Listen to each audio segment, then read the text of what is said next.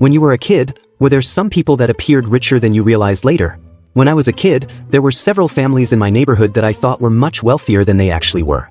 They stood out because the girls wore what I considered fancy clothing, their houses seemed bigger, and their parents sometimes acted with a bit of an attitude. At the time, these things made me think they were well off.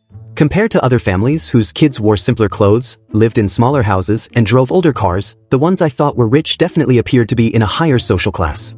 This was during the 90s, and the area was undergoing gentrification. But as I grew older, I realized these families weren't as rich as I'd imagined. Their cars, while nicer than most, were still just average for the time. The houses they lived in seemed nice in the 90s, but now, looking back, they seem pretty basic and not much better than others. And the clothes the girls wore? Nothing special today. As an adult, I occasionally run into these people, like at a supermarket, and they seem just like everyone else. Nothing glamorous about them at all. It's funny now to think about how I once believed they were wealthy.